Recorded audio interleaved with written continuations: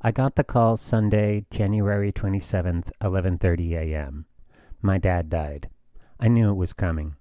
A couple of weeks ago, I had written a few pages in my notebook about how I thought I was likely to feel when he died.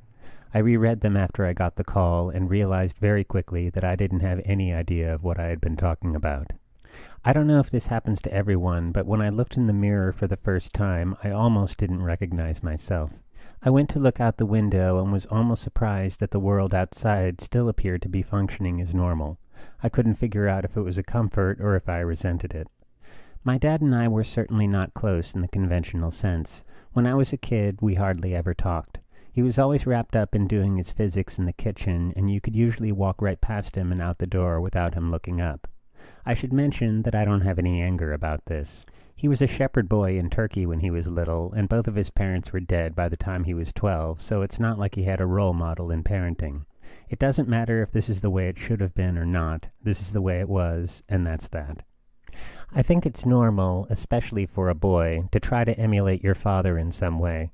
So I did it in the only way I could think of, by appropriating his stuff. He had a few boxes of old office supplies in the basement that I remembered seeing him use when I was little. As I sit here writing this, I'm using his old paper binders and one of his mid-70s Pilot mechanical pencils. I can understand completely that this may sound a little demented, but to me it's about as logical as it gets. Anyway, my dad died. I don't know if this makes sense, but it's been hard for me to tell anyone because I know the standard reaction is sympathy, and sympathy makes me very uncomfortable for some reason. Even though I know people would mean well, I don't know if I could cope with anyone saying, "He's in a better place," or "He will always be with you." My dad didn't believe in heaven, and neither do I. If we were wrong and he made it there, I can only imagine that the other angels would be singing along, and he'd be sitting doing physics on his cloud. I can almost hear him saying, "This cloud is so bad. They don't have any place where you can put your back, and they play this harp music all the time, and it's just undesirable."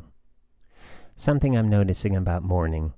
I know that I'm mourning my dad, but as far as I can tell, I think I'm sort of mourning myself too.